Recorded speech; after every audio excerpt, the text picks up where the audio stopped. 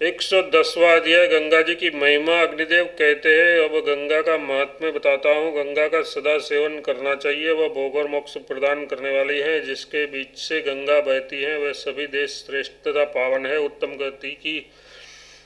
गति की खोज करने वाले प्राणियों के लिए गंगा ही सर्वोत्तम गति है। गंगा का सेवन करने पर वह माता और पिता दोनों के कुलों का उद्धार करती है। 1000 चांद्रायण व्रत की अपेक्षा गंगा जी के जल का पीना उत्तम है।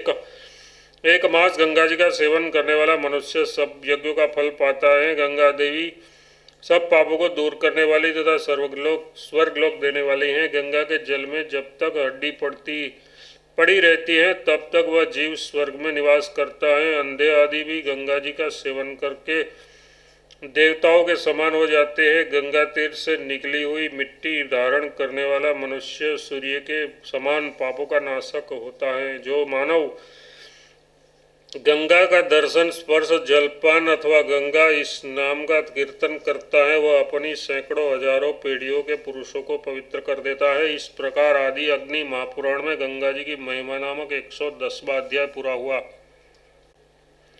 111वां अध्याय प्रयाग महात्म्य। अग्निदेव कहते हैं, ब्राह्मण, अब मैं प्रयाग का महात्म्य बताता हूँ, सुनो। जो भोग और मोक्ष प्रदान करने वाला तथा उत्तम है।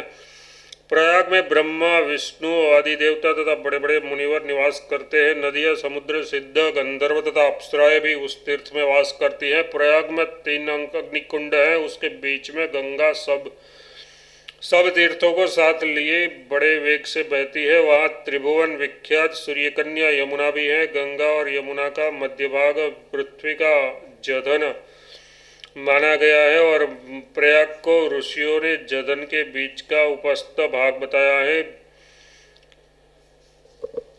प्रतिष्ठान मतलब जूसी सहित प्रयाग, कंबल और अश्वतर, नाग तथा भोगवती तीर्थ हैं। ये ब्रह्मा जी के यज्ञ की वेदी कही गई है। प्रयाग में वेद और यज्ञ मूर्तिमान होकर रहते हैं। उस तीर्थ के स्तवन और नाम कीर्तन से तथा वहाँ की मिट्टी का स्पर्श करने मात्र से भी मनुष्य सब पापों के मुक्त हो जाता है। प्रयाग में गंगा और यमुना के संगम पर किए हुए दान,